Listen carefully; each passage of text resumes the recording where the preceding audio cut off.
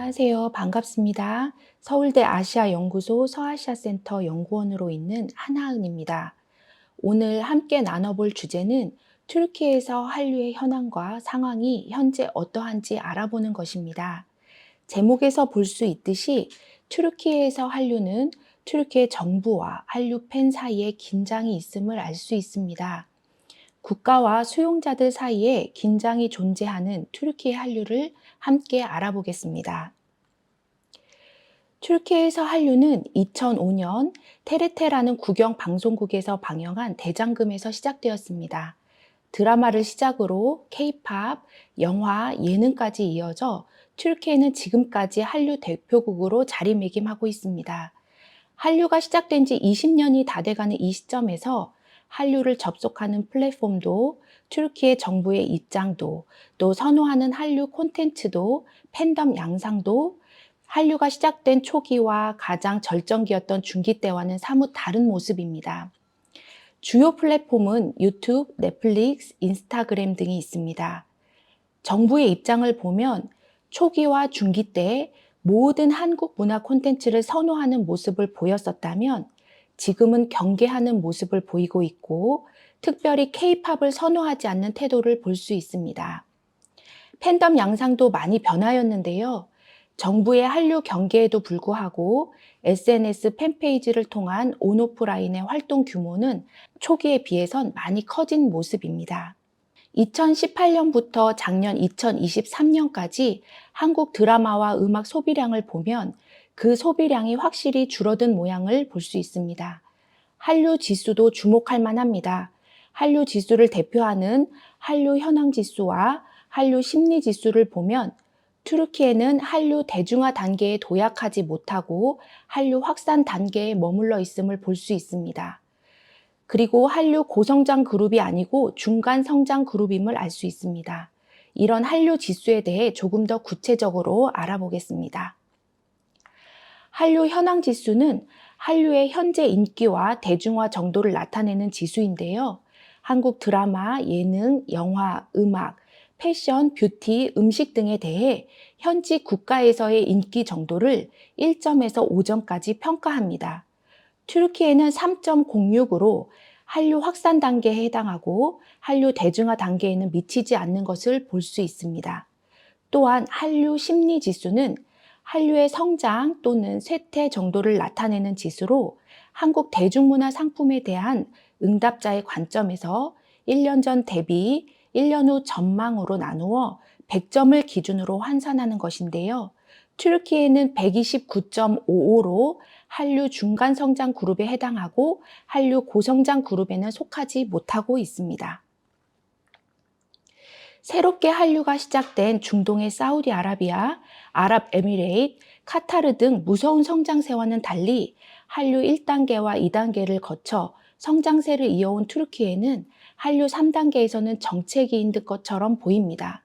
한류 3단계가 전 세계에서 역동적으로 작동하고 있는 이 시기에 튀르키예의 위축된 한류 상황은 한국 문화 콘텐츠의 문제가 아니라 튀르키예 내부의 문제로 볼 수 있을 것입니다. 위축된 튀르키예 한류를 보기 위해 튀르키예 내부의 사정을 정부와 수용자 입장에서 나누어 살펴보려고 하는데요. 첫 번째는 튀르키예 정부 입장을 보려고 합니다. 특별히 정부의 미디어 정책이 변화된 것에 주목할 필요가 있습니다. 2002년부터 집권하고 있는 친이슬람 정당인 정의발전당, 아케페라고 불리우는데요. 아케페는 집권 초기 이슬람주의와 자유주의가 양립할 수 있다고 주장하면서 친이유 노선을 선택했습니다. 이슬람 국가에서 자유주의 중심의 정책을 시도하자 튀르키예는 정치 이슬람의 모델 국가로 불렸습니다. 그러나 2007년 당시 에르도안 총리가 재선에 승리하면서 아케페의 숨겨진 의도들이 정책을 통해 조금씩 쏟아져 나오기 시작했습니다. 미디어 정책도 예외는 아니었습니다. 에르도안은 이슬람의 사회문화적 역할을 부활시키기 위해 자신의 정책을 수용하는 보수적인 미디어를 적극적으로 지원했습니다. 반면에 자신에게 반대하는 세속주의 미디어는 약화시켰고요. 2014년 에르도안 총리가 대통령으로 선출되면서 본격적으로 이슬람적 가치관을 가지고 정치, 경제, 사회, 문화 모든 영역에 침투하고 사회를 보수화시켰습니다. 무엇보다 이번 2023년 대통령 선거 때 에르도안과 AKP는 튀르키예의 대지진과 경제 불황, 그리고 정치적 불안감 등 이런 위기감을 고조시켜 튀르키예를 위해 바로 지금, 튀르키예 için hemen şimdi라는 슬로건으로 자신들이 아니면 이 문제들을 해결할 수 없다고 강력하게 주장했습니다. 에르도안은 민족주의를 강조하는 선거 운동을 펼쳤습니다. 결국 강력한 민족주의를 손에 쥐고 대통령 연임에 승리했습니다. 튀르키예는 드라마와 영화의 강점을 가지고 중동과 남미에 수출하는 소프트 파워 강국인데요. 에르도안은 이 또한 민족주의 이념으로 터류를 보호하고자 하는 정책을 실시한 것입니다. 구체적으로 미디어 보수화의 모습을 보면 방송에 대한 간섭과 규제가 심해지고 무엇보다도 라디오 텔레비전 심의위원회가 객관적이고 다각적인 정책을 시도하지 못하고 있다는 비판을 받고 있습니다. 튀르키예에서 한류도 2018년도에 사회적 의제로 처음 등장하게 됐습니다. 당시 대통령 선거에서 무하렘 인제라는 야당 후보는 튀르키예가 경제를 발전시키기 위해서는 한국식 모델을 따라야 한다고 주장했는데 이에 반대편에서는 한국적이라는 것은 타협하는 것이다. 성과를 만들어 미국의 호감을 사는 것이며 세계 앨범 시장에 등장한 BTS라는 음악 그룹의 미국 국기를 입히는 것이다. 한국적이라는 것은 의심 없이 한국어를 미국 문화에 바치는 것을 의미한다라며 원색적인 비난을 표출했습니다. 보수주의자들의 K-팝에 대한 비판이 가시화되자 K-팝 팬덤은 트위터에서 해시태그를 통해 집단적인 트윗 운동으로 온라인 공간에서 투쟁을 했습니다. K-팝을 비판하는 논평가들을 공격하거나 K-팝 검열에 반대하며 서명 운동을 하는 모습을 보였습니다. K-팝을 둘러싼 정부의 견제와 K-팝 문화를 자유롭게 소비하기를 원하는 팬덤의 의지는 2021년 이스탄불에서 가출한 10대 소녀 셋이 한국에 가고 싶어서 가출했다라고 밝히면서 더욱 격렬히 충돌하게 되었습니다. 왜냐하면 위의 여학생 3명의 가출 이야기로 튀르키예에서 K-팝이 금지될 것이라는 소문이 시작되었기 때문입니다.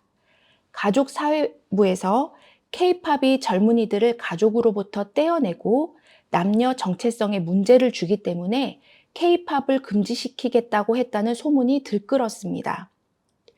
K-팝 팬덤에서 K-팝은 금지되어서는 안 된다라는 해시태그가 엄청난 속도로 확산되었고 이 사건은 사회적으로 큰 이슈가 되었습니다. 이 논쟁은 가족사회부 장관인 데르야 야느크가 직접 TV에 나와 이런 소문은 진실이 아니며 선동이라고 일축하면서 잠잠해졌습니다. 그러나 여전히 튀르키예 정부는 어린이들에게 부정적인 영향을 미칠 수 있는 대중문화 모든 분야를 조사하고 있다고 말하면서 사회를 더욱 분열시키고 있습니다. 이슬람주의로 미디어를 보수화하는 것과 함께 튀르키예 문화 콘텐츠를 보호하기 위한 민족주의 개념으로 한류에 대한 경계와 견제의 움직임 역시 간과할 수 없는 현상입니다. 한류에 대한 튀르키예 내부의 사정을 정부와 수용자 입장에서 살펴보고 있는데요. 우선은 튀르키예 정부의 미디어 정책이 종교 보수적으로 그리고 민족주의 중심으로 변화되었음을 보았고 그 결과 튀르키예 대중이 한류를 수용하는 양상이 변화되었음을 알 수 있습니다. 실제로 한류 국가들에서 K-팝이 한류 문화 콘텐츠에서 차지하는 비중이 크고 팬덤도 아이돌 그룹과 가수들을 중심으로 이루어지고 있는데 비해 2002년 튀르키예는 드라마가 K-팝보다 우세한 팬덤 현상을 보이는 특이점을 가지고 있습니다. 구체적으로 튀르키예에서 K-드라마 팬덤은 전체에서 41.4%, K-팝은 34.8%를 차지하고 있습니다. 우선 글로벌 K-팝 지도를 보면 튀르키예에서 K-팝의 영향력이 타 국가에 비해 약함을 알 수 있습니다. 전 세계 K-팝 인기 국가 도표에서도 보면 튀르키예는 순위에서도 찾아볼 수 없습니다. 튀르키예에서 대중은 K-팝을 대신해서 드라마와 영화를 더 많이 수용하게 되었는데요. 특이점은 한국 드라마와 영화를 튀르키예 제작사가 저작권을 사서 자신들의 이야기로 다시 리메이크한 경우가 많다는 것입니다. 2011년부터 2022년 하반기까지 리메이크한 작품 수가 40여 편에 달하고 현재도 리메이크한 작품들이 텔레비전에서 인기리에 방영되고 있습니다. 튀르키예에서 한국 영화와 드라마의 리메이크는 일시적인 유행에 그치지 않고 꾸준히 지속되고 있습니다. 이러한 현상은 타 문화에 대한 경계는 낮추고 사업성은 올리는 긍정적인 결과라고 생각됩니다. 튀르키예에서 한국 문화 콘텐츠의 리메이크 성공은 터류로 인해 한류를 더욱 확산시킬 수도 있는 상생의 기회가 될 수도 있을 것입니다. 또한 한류 성장 동력인 팬덤의 활발한 활동이 튀르키예 한류를 지탱하고 있는 기둥 역할을 한다고 볼 수 있겠습니다.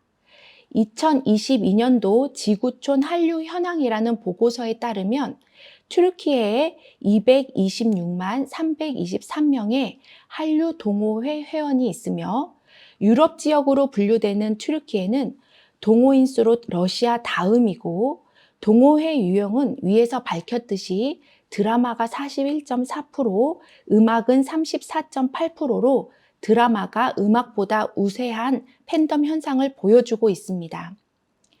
세계 한류 팬덤 중 과반수 이상이 K-팝 팬으로 알려져 있고 한국과 관련해 가장 먼저 떠오르는 것은 무엇인가? 라는 질문에 K-팝이다 라는 답이 5년 연속 1위를 기록했지만 튀르키예는 보수적인 친이슬람 정당 아케페와 K-팝에 대한 사회적 갈등으로 튀르키예에서 K-팝은 10대, 20대 여성 위주의 집약적 팬덤 현상을 보이고 있습니다. 여기 그래프를 보면 2021년에서 2022년 1년 사이에 동호인 수가 급격히 증가하는데요. 이는 상반기에 파친고, 하반기에 우영우 드라마가 엄청난 인기를 얻으면서 드라마 관련 동호회가 많이 신설되었기 때문입니다. K-드라마의 성공으로 K-팝에 대한 부정적인 시각들도 상쇄되는 긍정적인 신호도 있습니다. 팬덤의 집약적 성장에는 위에서 살펴보았듯이 드라마의 흥행 성공과 함께 앙카라에 있는 주 튀르키예 한국문화원의 역할도 컸는데요. 한국문화원은 현지인들을 대상으로 다채로운 한국 문화 행사를 펼치고 있습니다. 문화원을 통해 K-팝과 K-드라마, 영화를 비롯한 전통음악과 전통무용, 한국어, 서예, 한식 등 다양한 분야에 걸쳐 관심이 형성되면서 한류 동호인도 점점 증가하는 추세를 보여주고 있습니다. 작년 한국문화원의 세종학당을 설립하고 이스탄불에 있는 한국관광공사 지부를 앙카라에 있는 한국문화원 건물에 입주시켜 명실상부한 코리아 센터로서 역할을 수행할 수 있도록 기반을 마련했습니다. 주투르키예 한국문화원, 한국대사관과 영사관, 대한무역투자진흥공사, 앙카라, 에르지에스, 이스탄불 대학을 기점으로 한 한국어 문학과 등 공공기관과 팬들의 노력으로 문화 교류를 통한 소통이 활발하게 이어지고 있습니다. 한국문화원 개원 10주년이 되는 2021년과 한국과 튀르키예 수교 65주년이 되는 2022년에 한국 관련 문화 행사가 많이 개최되면서 튀르키예 한류는 더욱 탄력을 받고 있습니다. 가장 최근에는 K-팝을 포함한 한국 문화에 대한 지속적인 관심과 발전을 위해 대한민국 외교부와 KBS 방송사가 협업하여 2023 K-팝 월드 페스티벌을 지난 8월 12일 수도 앙카라에서 개최하기도 하였습니다. 지금까지 튀르키예 정부의 미디어 정책 변화와 대중들의 한류에 대한 수용 양상을 보면서 튀르키예 한류가 대중화 단계에 오르지 못하고 또 튀르키예 한류가 고성장 그룹에 속하지 못하는 이유들을 알아보았습니다. 그동안 이룩한 한류의 성과를 위해서라도 아케페, 튀르키예 정부의 미디어 보수화 정책과 미디어 수호 정책에 무조건 대항하는 것이 아니라 적합한 방향성을 가지고 한류의 영향력을 잘 유지해야 할 것으로 보입니다. 잘 만들어진 한류 문화 콘텐츠 결과물을 내놓는 것은 물론이고 한류 파급에 대한 튀르키예 정부의 부정적인 인식과 대응을 긍정적 방향으로 전환시킬 수만 있다면 튀르키예 한류가 쇠퇴하지 않고 지속 가능한 발전을 할 수 있을 거라 확신합니다. 이는 튀르키예뿐만 아니라 한류를 경험한 모든 국가를 향한 우리 정부의 중요한 공공 외교의 당면한 과제일 것이라고 생각하며 이번 강의를 마치겠습니다. 감사합니다.